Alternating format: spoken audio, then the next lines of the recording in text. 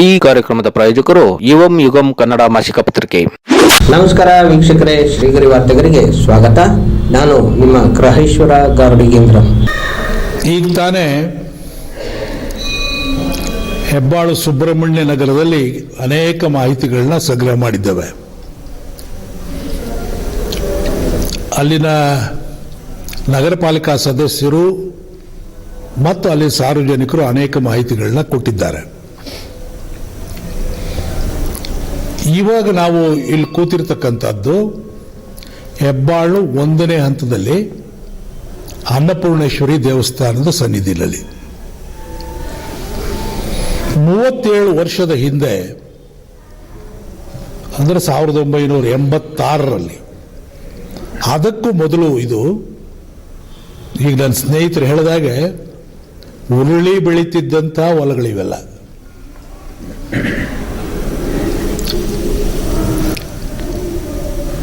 ಈ ಹೊಲಗಳಲ್ಲಿ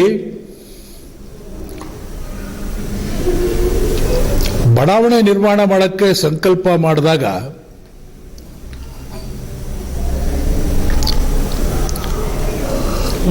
ಸುಮಾರು ಮೈಸೂರು ನಗರದಲ್ಲಿ 50,000ಕ್ಕೂ ಹೆಚ್ಚು ಕುಟುಂಬಗಳು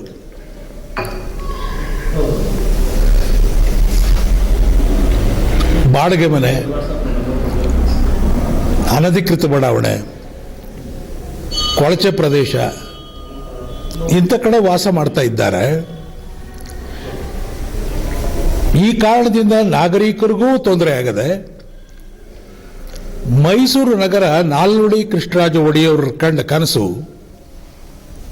ಮೈಸೂರು ಸುಂದರ ನಗರವಾಗಿರಬೇಕು, ಯೋಜನಾಬದ್ಧ ನಗರವಾಗಿರಬೇಕು ಅಂತ. ಅದಕ್ಕೆ ಧಕ್ಕೆ ಬರುವಂಥ ಈ ಸಂದರ್ಭದಲ್ಲಿ ಆಶಾ ಮಂದಿರ ಯೋಜನೆ ರೂಪಿಸಲ್ಪಟ್ಟದ್ದು. ಆ 50,000 ಜನಕ್ಕೂ ನಿವೇಶನಗಳನ್ನ ಕೊಡಬೇಕು ಅಂತ ಸಂಕಲ್ಪ ಮಾಡಿದಾಗ ನಮಗೆ ಒಳೆದಿದ್ದು ಮೊದಲನೇದು, ಅಂದು ಮೂಡಾದಲ್ಲಿ ಹಣಕಾಸಿರಲಿಲ್ಲ. ಯಾಕೆಂದರೆ ನಾನು ಚೇರ್ಮನ್ ಆಗೋಕ್ಬೋದು 86ರಲ್ಲೇ CITB ಹಿನ್ಕಲ್ ಗ್ರಾಮದಲ್ಲಿ ಸುಮಾರು 1,000 ಎಕರೆ ವಿಜಯನಗರ ನಿರ್ಮಾಣ ಮಾಡಲಿಕ್ಕೆ ಆಗಲೇ ಭೂ ಸ್ವಾಧೀನ ಪ್ರಕ್ರಿಯೆ ಮುಗಿದಿತ್ತು. 3 ಹಂತಗಳದು. ಈಗ 4ನೇ ಹಂತ ಆಮೇಲೆ ಆದಿದ್ದು ಗೋವಿಂದರಾಜು ಕಾಲದಲ್ಲಿ. ಆ 3 ಹಂತಗಳಿಗೆ 1,000 ಎಕರೆ, 10,000 ನಿವೇಶನಗಳು. ಆದರೆ ಆ ಭೂ ಸ್ವಾಧೀನ ಪ್ರಕ್ರಿಯೆ ಮುಗಿದು 16 ವರ್ಷಗಳಾಗಿದ್ರೂ ಕೂಡ ಅಂದಿನ CITB ಆ ಜಮೀನ ಸ್ವಾಧೀನ ತಗೊಳ್ಳಕ್ಕಾಗಿರಲಿಲ್ಲ. ಕಾರಣ ಆರ್ಥಿಕ ಮುಗ್ಗಟ್ಟು. ಆದರೆ ನಾನು ಬಂದ ಮೇಲೆ ಆ ಸಂದರ್ಭದಲ್ಲೇ ಆರ್ಥಿಕ ಮುಗ್ಗಟ್ಟಿದ್ರೂ ಮೊದಲನೇ ಹಂತದ 600 ನಿವೇಶನಗಳ ಅರ್ಜಿ ಕರೆದುಬಿಟ್ಟಿದ್ರು. ಬರೀ 600 ನಿವೇಶನಕ್ಕೆ 600 ನಿವೇಶನಗಳನ್ನು ಹಂಚೋದಕ್ಕೆ ಲಾಟ್ರಿ ಸಿಸ್ಟಮ್ ಇದ್ದದ್ದು ಆ ಯೋಜನೆಗೆ.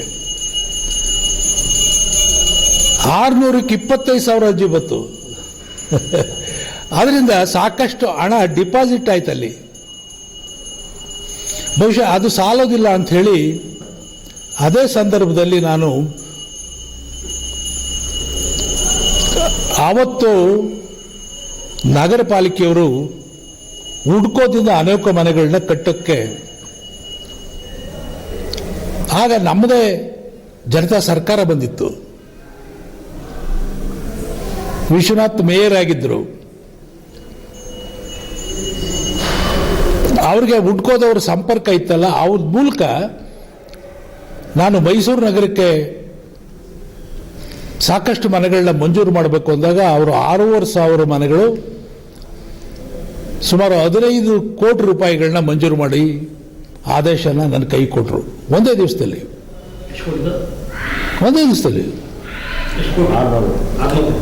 6,500 ಮನೆಗಳು, 15 ಕೋಟಿ ಅದಕ್ಕೆ ತಗೊಳ್ಳೋ ವೆಚ್ಚ.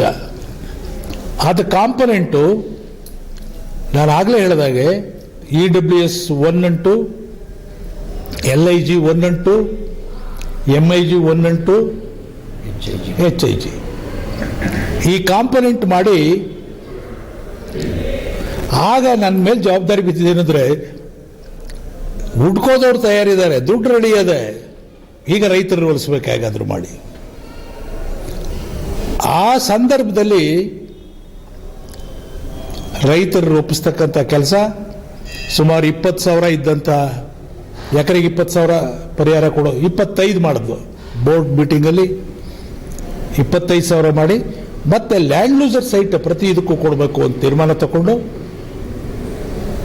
ಇಮಿಡಿಯೇಟ್ ಆಗಿ ವಿಜಯನಗರ 1ನೇ ಹಂತಕ್ಕೆ ಗುದ್ದಲು ಪೂಜೆ ಇಟ್ಟು ಸಚಿವರನ್ನ ಕರೆಸಿದ್ವಿ.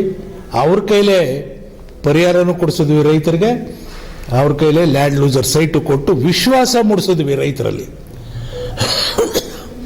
ಅದರ ಪರಿಣಾಮ ಸುಮಾರು 3,000 ಎಕರೆಗಳು ಸ್ವಾಧೀನ ಬಂತು.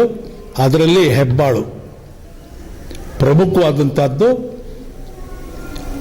ಇದರಲ್ಲಿ 1,000 ಹುಡ್ಕೋ ಮನೆಗಳನ್ನ ಕಟ್ಟಿದ್ದೇವೆ. ಅದೇ ಲಕ್ಷ್ಮೀಕಾಂತ ನಗರ ಮತ್ತು ಸುಬ್ರಹ್ಮಣ್ಯ ನಗರ.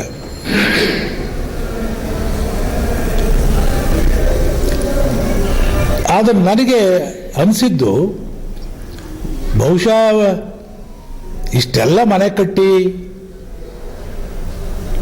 ನಾವು ಜನರಿಗೆ ಒದಗಿಸೋದು ಕಷ್ಟ ಆಗ್ಬೋದು, ಅದರಿಂದ ಜನರನ್ನೇ ಮನೆ ಕಟ್ಟೋಕೆ ಯಾಕೆ ತೊಡಗಿಸಬಾರ್ದು ಅಂತ ಆವಾಗ ನಾನು ರೂಪಿಸಿದಂಥ ಯೋಜನೆ ಈ ಆಶಾ ಮಂದಿರದಲ್ಲೇ 3 ವರ್ಗದ ಯೋಜನೆ. ಒಂದು, ನಿಮ್ಮನೆ ನೀವೇ ಕಟ್ಟಿ, ಯಾರ ಹತ್ರ ದುಡ್ಡಿದೆಯೋ ಅವ್ರ ಸೈಟ್ಗೂ ದುಡ್ಡು ಕೊಟ್ಬಿಡಿ, ನಿಮ್ಮನೆ ನೀವು ಕಟ್ಕೊಳ್ಳಿ, ಸೈಟ್ ಕೊಡೋದು. ಹೌದಲ್ಲ? ಎರಡನೇದು, ಸ್ವಂತ ಮನೆ ಒಂದು ದುಡ್ಡಿದೆ ಕಟ್ಟೋಕೆ ನನ್ನ ಕೈಲಿ ಆಗೋದಿಲ್ಲ ಅಂದರೆ ದುಡ್ಡು ಕೊಡಿ, 4 ಕಂತುಗಳಲ್ಲಿ ಸ್ವಂತ ಮನೆ ಒಂದು ಯೋಜನೆ, ಓನ್ ಯುವರ್ ಓನ್ ಸ್ಕೀಮು. ಮೂರನೇದು, ದುಡ್ಡಿಲ್ಲ ಹುಡ್ಕೋ ಸ್ಕೀಮಿಗೆ ಬರ್ಬೋದು. ಆಗ 50 ರೂಪಾಯಿಗೆ ಒಂದು ಮನೆ. ಮೊದಲನೇದು EWS 1 and 2 site and service 50 ರೂಪಾಯಿ.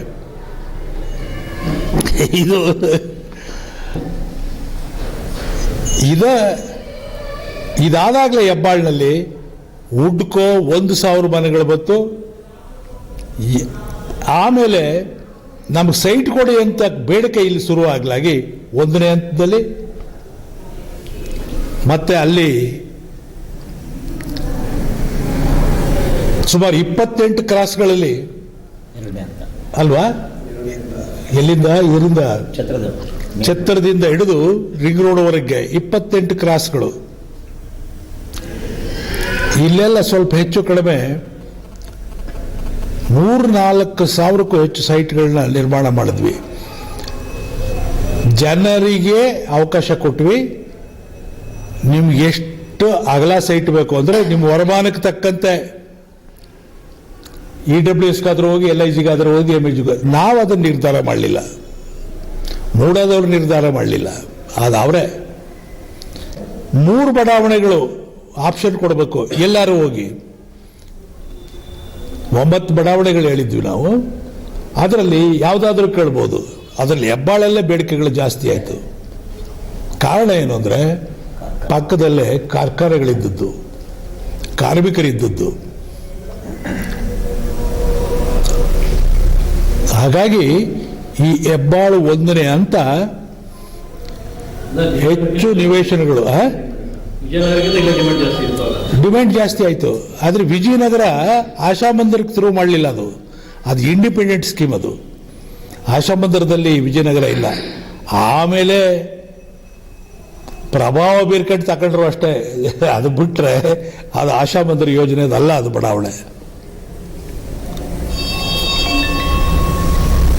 ಹೀಗಾಗಿ ಈ ಬಡಾವಣೆ ನಿರ್ಮಾಣ ಆದದ್ದು.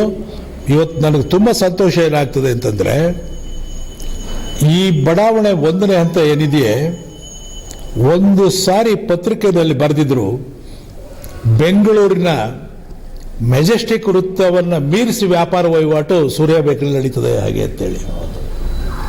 ಇದು ಹಿರಿಮೆ. ಹೆಬ್ಬಾಳು ಸೂರ್ಯ ಬೇಕರಿ ಇರ್ತಕ್ಕದ್ದು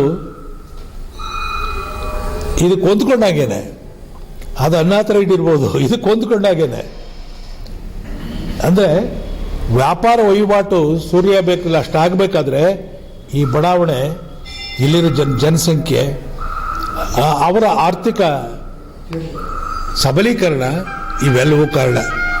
ಅದಕ್ಕಾಗಿ ಇದ್ರ ಬಗ್ಗೆ ಇಲ್ಲಿ ನಿವಾಸಿಗಳ ಅಭಿಪ್ರಾಯ ಏನು ಅದನ್ನು ಸಂಗ್ರಹ ಮಾಡೋಕ್ಕಾಗಿ ಇವತ್ತು ಈಗಾಗಲೇ ಸುಬ್ರಹ್ಮಣ್ಯ ನಗರದಲ್ಲಿ ಮಾಡಿದ್ದೇವೆ. ಇಲ್ಲಿಗೆ ನಾನು ಅದನ್ನೇ ಸ್ವಲ್ಪ ಇಲ್ಲಿಗೆ ಬರೋ ಮೈಸೂರಿಗೆ ಹೇಗೆ ಬಂದ್ರಿ ನೀವು, ಬಂದ ಮೇಲೆ ನಿಮಗೆ ಎಲ್ಲಿದ್ರಿ, ಇಲ್ಲಿಗೆ ಹೇಗೆ ಬಂದ್ರಿ, ಇಲ್ಲಿಗೆ ಬಂದ ಮೇಲೆ ನಿಮಗೆ ಏನು ಅನುಭವಗಳಾಗ್ತದೆ, ಇವೆಲ್ಲ ಇವತ್ತಿನ ಇದನ್ನ ಹೇಳಲಿಕ್ಕೆ ಹೋಗೋದು ಬೇಡ. ಆದರೆ ನಾವೇನು ಬೆಳೆದ್ವಿ ಅನ್ನೋದನ್ನು ದಾಖಲು ಮಾಡಬೇಕು. ಅದಕ್ಕಾಗಿ ಬಂದದ್ದು. ನನ್ನ ಹೆಸರು ಓದುಲಿಂಗೇಗೌಡ ಅಂತ. ನಾವು ಮೂಲತಃ ಚನ್ನಪಟ್ಟಣ ತಾಲೂಕು ಬೆಳಕೆರೆ ಗ್ರಾಮದಲ್ಲಿ ಬಂದಿದ್ದು. ಈ ಮೈಸೂರಿಗೆ 2020ನೇ ತಾರೀಕು ಸೆಪ್ಟೆಂಬರು 1979ನೇ ಇಸ್ವಿಲಿ ಮೈಸೂರಿಗೆ ಬಂದು ಮೇಟ್ಗಳಿನಲ್ಲಿ ಬಾಡಿಗೆಗೆ ಮನೆಯಲ್ಲಿ ಇದ್ವಿ. ಆ ಬಾಡಿಗೆ ಮನೆಯಲ್ಲಿ ಇದ್ದಾಗ JK ಟೈರ್ಸಲ್ಲಿ ನಾವು ಉದ್ಯೋಗ ಹುಡಿಕೊಂಡು ಬಂದಿದ್ವಿ. ಆಗ ವಿಕ್ರಾಂತ್ ಟೈರ್ಸ್ ಆಗಿತ್ತು.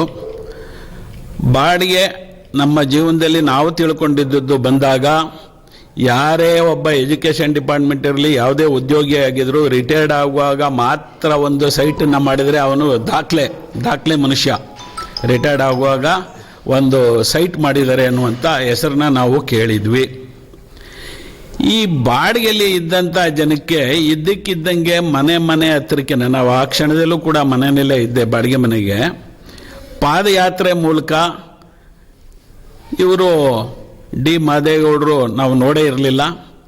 ಅದರ ಜೊತೆಯಲ್ಲಿ KT ಚಲಗೌಡರು ಮತ್ತು ಇನ್ನೂ ಹಲವಾರು ಸಂಗಡಿಗರು ಮನೆಗಳಿಗೆ ಬಂದು ನಿಜವಾಗೂ ನೀವು ಬಾಡಿಗೆಯಲ್ಲಿದ್ದೀರಾ, ಏನು ಸೈಟ್ ಇದೆಯಾ ಇಲ್ವಾ ಅನ್ನುವಂಥದ್ದನ್ನು ಅವರೇ ಬಂದು ಮುಕ್ತವಾಗಿ ಜನಗದ ಮನೆಗಳಿಗೆ ಹೋಗಿ ಅಲ್ಲಿ ತಿಳಿದು ಯಾರಿಗೆ ನಿವೇಶನ ಇಲ್ಲವೋ ಆ ವ್ಯಕ್ತಿಗಳಿಗೆ ನಿವೇಶನವಂತ ಕರೆದು ಕೊಟ್ಟು ಮನೆಗೆ ಬಂದು ಕೊಟ್ಟಿದ್ದರಿಂದ ಇವರು ಮನೆ ಮಾದೇಗೌಡರು ಅಂತ ಹೆಸರನ್ನು ಇವತ್ತು ಪಡೆದಿದ್ದಾರೆ.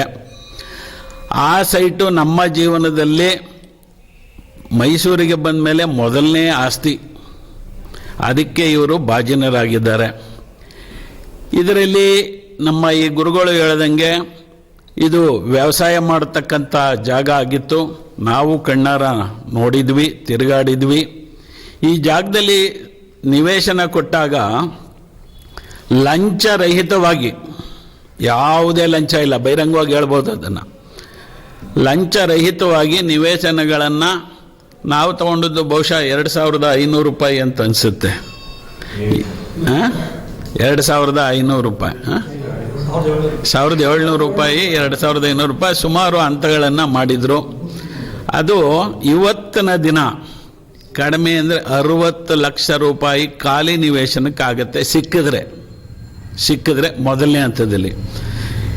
ಇದನ್ನು ಮಾದೇಗೌಡರನ್ನ ನಾನು ಸಿಗೋದಿಲ್ಲ, 60,000ಕ್ಕೂ ಸಿಗೋದು, 60 ಲಕ್ಷಕ್ಕೂ ಸಿಗಲ್ಲ. ಇವ್ರನ್ನ ನಾವು ಪೂರ್ಣವಾಗಿ ನಮ್ಮ ಕುಂಬಾರಕೊಪ್ಪಲ್ನಲ್ಲಿ KT ಚಲವೇಗೌಡರು ಇವರು ಎಲ್ಲರೂ, ಈ ಚಲವೇಗೌಡರು ಅಲ್ಲಿ ಅಂಗಡಿ ಇಟ್ಟಿದ್ರು, ಕೆಳಗಡೆ ಬಸ್ ಸ್ಟ್ಯಾಂಡಲ್ಲಿ ಜನ ಸಮೂಹ ಸೈಟ್ ಕೊಡ್ತಾರೆ ಅಂತ ಸೇರಿತ್ತು. ಅದೇ ಮೊದಲನೇ ದರ್ಶನ. ಇವರು ಸರಳ ವ್ಯಕ್ತಿ ಅನ್ನೋದಕ್ಕೆ, ಎತ್ತರವಾದ ವ್ಯಕ್ತಿ, ಅಜಾನುಭಾವ, ಆದರೆ ಸರಳವಾಗಿ ಬಿಳಿ ಪಂಚೆ ಕಚ್ಚೆ ಹಾಕ್ಕೊಂಡು ಬಂದರು. ನಾವು ಪರಿಚಯ ಇಲ್ಲ, ನೇರವಾಗಿ ಮಾತಾಡುವ ಶಕ್ತಿ ಇಲ್ಲ, ಆದರೂ ಕೂಡ ಈ ಮಹಾನುಭಾವ ಈ ಥರ ಬಂದಿದ್ದಾರಲ್ಲ, ಮಾಡ್ತಾರೋ ಇಲ್ವೋ, ಏಕೆಂದರೆ ಸಾಕಷ್ಟು ವಿಚಾರಗಳನ್ನು ನಾವು ನೋಡಿದ್ವಿ. ಇದು ಕೊಡ್ತೀವಿ ಅಂತ ಆಸೆ, ಈಗ 600 ಇದ್ದರೆ 6000 ಅಪ್ಲಿಕೇಶನ್ ಬರುತ್ತೆ ಅಂದ್ಬಿಟ್ಟು ವಿಚಾರ ಗೊತ್ತಿತ್ತಲ್ಲ. ಆದರೂ ಕೂಡ 50 ರೂಪಾಯಿನ ಕೊಟ್ಟು ನಾವು ಅಲ್ಲಿಗೆ ಹಾಕಿದ್ವಿ. ಅದೇ ಮೊದಲನೇ ಸಾರಿ ಈ ಡಿ ಮಾದೇಗೌಡರನ್ನ ನೋಡಿದ್ದು ಕುಂಬಾರಕೊಪ್ಪಲು ಕೆಳಗಡೆ ಬಸ್ ಸ್ಟ್ಯಾಂಡು, ನಮ್ಮ KT ಚಲವೇಗೌಡರ ಅಂಗಡಿಯ ಮುಂಭಾಗ. ಅದಾದ ನಂತರ ಪ್ರೋಸೆಸ್ ಹೆಂಗೆ ಮಾಡಿದ್ರು ಅಂತಾರೆ, ಇವರು ಜನನೇ ಲ್ಯಾಂಡ್ ಲೂಸರ್ ಇರ್ಬೋದು ಅಥವಾ ಗ್ರಾಮಸ್ಥರು ಇರ್ಬೋದು ಮತ್ತು ಪಬ್ಲಿಕ್ಸ್ ಇರ್ಬೋದು, ಅದರಲ್ಲೂ ಇವರು ಎಸ್ಪೆಷಲಿ ಅವರ ಮನಸ್ಸನ್ನು ಗೆದ್ದು ಎಲ್ಲರನ್ನೂ ವಿಶ್ವಾಸಕ್ಕೆ ತೊಗೊಂಡು ಅವ್ರ ಹಿಂದ್ಗಡೆ ತಿರುಗಾಡುವಂಗೆ ಮಾಡಿಬಿಟ್ರು. ಯಾಕೆಂದರೆ ನಮಗೂ ಆಸೆ, ಅವ್ರಿಗೂ ಒಂದು ಸಾಧನೆ ಮಾಡಬೇಕು ಅನ್ನೋ ಒಂದು ಛಲ ಇದ್ದದ್ರಿಂದ ಅವತ್ತಿನ ದಿನದಲ್ಲಿ ಇವರು ಒಂದು ಭಾಷಣ ಮಾಡಿದ್ರು. ನನಗೀಗಲೂ ನೆನಪಿದೆ. ಈ ಮೈಸೂರಲ್ಲಿ ಹೆಬ್ಬಾಳು ಬಡಾವಣೆ ಅಂತ ಅಂದರೆ ಹಂಗಂದ್ರೆ ಏನು ಅಂದೆ. ನಾನು ಕೇಳಿದೆ, ಅವಾಗಲೂ ನಾನು ಸಂಕೋಚ ಏನು ಮಾಡ್ಕೊತಿರಲ್ಲ ಒಂದು ಸಾರಿ ಭೇಟಿ ಮಾಡಿದಾಗ. ಹೆಬ್ಬಾಳು ಬಡಾವಣೆ ಅಂದರೆ ಹಿರಿದಾಗಿ ಬಾಳುವಂಥ ಬಡಾವಣೆ, ಹಿರಿದಾಗಿ ಬಾಳಬೇಕು. ಆ್ಯಕ್ಚುಲಿ ನಮ್ಮ ಈ ಗ್ರಾಮ ಕುಂಬಾರಕೊಪ್ಪಲು ಅಲ್ಲಿ ಇತ್ತು, ಈಗ ಇವತ್ತು ರಾರಾಜಿಸ್ತಾ ಇದೆ. ಅಂಥ ಕ್ಷೇತ್ರದಲ್ಲಿತ್ತು. ಕಾರಣಾಂತರದಿಂದ ಇಲ್ಲಿಗೆ ಬಂದಿರೋದ್ರಿಂದ ಇದಕ್ಕೆ ಹೆಬ್ಬಾಳು ಅಂತಲೇ ನಾಮಾಂಕಿತ ಮಾಡಿದ್ದೀವಿ. ಒಳ್ಳೆಯ ಬಡಾವಣೆ ಇದು, ತುಂಬ ವಿಜೃಂಭಣೆಯಿಂದ ಬೆಳೀತದೆ, ಹಿರಿದಾಗಿ ಬಾಳುತ್ತೆ ಅನ್ನೋ ವರ್ಡನ್ನು ಇವತ್ತು ನಮ್ಮ ಗಮನದಲ್ಲಿ ಇದೆ. ಈ ವ್ಯಕ್ತಿ ಮನೆ ಮನೆಗೆ ಬಂದು ಕೊಟ್ಟು, ಜೊತೆಗೆ ನಮ್ಮ ಹತ್ರ ದುಡ್ಡಿಲ್ಲ, ಆಸೆ ಇದೆ, ಆ ಆಸೆಗೆ ಒಂದು ಇದನ್ನು ಪತ್ತೆ ಹಚ್ಕೊಟ್ರು. ಎಂಥದ್ದು ಕ್ಯಾನ್ಪಿನ್ ಹೋಮ್ಸ್ ಅಂತ ಅಂದ್ಬಿಟ್ಟು ಒಂದು ಸಾಲ ಕೊಡೋದಕ್ಕೂ ಅದನ್ನು ಇದು ಮಾಡಿಕೊಟ್ರು. ಅವತ್ತು HDFC ಕ್ಯಾನ್ಪಿನ್ ಹೋಮ್ಸ್ ಅಂತ ಅಂದ್ಬಿಟ್ಟು ಕ್ಯಾನ್ಪಿನ್ ಹೋಮ್ ಅಂತ ಅಂದ್ಬಿಟ್ಟು ನಾವು ಅಲ್ಲಿ ಲೋನನ್ನು ತೊಗೊಂಡಿದ್ವಿ. ಅವತ್ತೇ ದಿನದಲ್ಲಿ ನಾವು 20-30 ಜಾಗನ ನಮ್ಗೆ ಅಲಾಟ್ ಆಯಿತು, ಯಾವುದೇ ಲಂಚ ಇಲ್ಲ. ಆದರೆ ನಮ್ಮ ಹಳ್ಳೀಲಿ ಆ ಒಂದು ಜಾಗಕ್ಕೆ ಪೂಜೆ ಮಾಡಬೇಕಾದ್ರೆ ಆಡ್ಕೊಂಡ್ರು, ನಮ್ಮ ಕಿವಿಗೂ ಬೀಳ್ತು. ಇದ್ಯಾವುದೋ ಒಂದು ಜೊತೆ ಎತ್ತುಗಳು ಕಟ್ಟಾಕುವಂಥ ಜಾಗಕ್ಕೆ ಊರಿಂದ ಕರೆಸಿದ್ದಾನಲ್ಲ ಇವನು, ಇದೇನು ನಮ್ಮ ತಾವು ಲೆಕ್ಕಕ್ಕಿಲ್ಲ ಅಂತ ಅಂದರು. ಆದರೂ ಅದೇ ನಮಗೆ ಅರಮನೆ ಅದಂದರೂ ಕೂಡ ನಾನೇನು ರಿಪೀಟ್ ಮಾಡಿಲ್ಲ. ಇವ್ರ ಜೊತೆಯಲ್ಲಿ ತಿರುಗಬೇಕು, ಈ ಚೆಲುವಗೌಡರು ಅವ್ರ ಜೊತೆಯಲ್ಲಿರೋರು ಇವರೆಲ್ಲ ಹೊಸಿ ನೋಟೆಡ್ ಪರ್ಸನ್ಸು. ಹಾಗೆ ಸ್ವಾಮಿಗೌಡರು ಮತ್ತು ನಮ್ಮ SP ನಿಂಗೇಗೌಡರು ಇವರೆಲ್ಲರೂ ಕೂಡ ಪಾರ್ಟ್ ಟೈಮಲ್ಲಿ ಡ್ಯೂಟಿ ಆದ ನಂತರ ಕೆಲಸ ಮಾಡೋಕ್ಕೆ ಶುರು ಮಾಡಿದ್ರು. ಅವ್ರ ಹಿಂದ್ಗಡೆ ನಾವೂ ಕೂಡ ಕೈ ಜೋಡಿಸ್ಕೊಂಡು ಹೋದ್ವಿ. ಇದು ಇವತ್ತು ಯಾವ ಮಟ್ಟಕ್ಕೆ ಹೋಗಿದೆ ಅಂತ ಅಂದರೆ, ಇದು ಹಿರಿದಾಗಿ ಬಾಳುವಂದಿದ್ರಲ್ಲ, ನಾವು ಸಿಟಿಗೆ ಹೋಗ್ಬೇಕಾದ ಅವಶ್ಯಕತೆ ಇಲ್ಲ. ಎಲ್ಲ ಪ್ರತಿಯೊಂದು ಒಳ್ಳೆಯದು ಕೆಟ್ಟದ್ದು ಎಲ್ಲ ಸಿಗುತ್ತೆ, ಜಾಗವನ್ನು ಸಿಗಲ್ಲ. ಜಾಗವನ್ನು ಹೊರತುಪಡಿಸಿ ಬೇರೆ ಎಲ್ಲ ಮನೆ ಬಾಗಿಲಿಗೆ ಬರುತ್ತೆ. ಮಾರ್ಕೆಟ್ ಇದೆ, ಬ್ಯಾಂಕ್ ಇದೆ, ಎಲ್ಲ ಇಂಥದ್ದಿಲ್ಲ ಅಂಥದ್ದಿಲ್ಲ ಅನ್ನುವಂಗಿಲ್ಲ. ಪ್ರತಿಯೊಂದು TV ಸಮೇತ ಸಿಗುವಂಥ ಜಾಗ ಇದಾಗಿದೆ.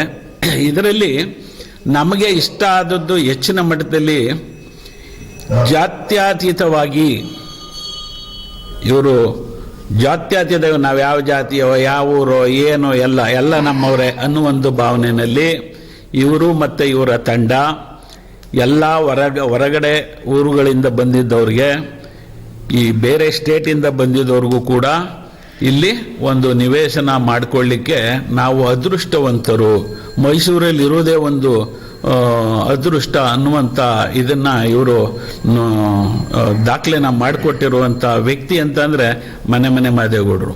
ಇದನ್ನು ನಾನು ತಿಳಿದ ಮಟ್ಟಿಗೆ ಏಷ್ಯಾ ಖಂಡದಲ್ಲೇ ಒಂದು ಅವಾರ್ಡ್ ಕೊಟ್ಟರು ಅಂತ ಅನಿಸುತ್ತೆ. ನಿಜನ ಗುರುಜಿ? ಏಷ್ಯಾ ಖಂಡದಲ್ಲೇ. ಯಾಕೆಂದರೆ ಅವತ್ತಿನ ದಿನದಲ್ಲಿ ಈ ಸೈಟು ಮನೆ ಇವನ್ನ ಸರ್ಕಾರದಿಂದ ಇವರು CITB ಇವತ್ತಿನ ಮೂಡ ಅವತ್ತಿನ CITB ಆಗಿತ್ತು, ಅಲ್ಲಿ ಚೇರ್ಮನ್ ಆಗಿದ್ದರು.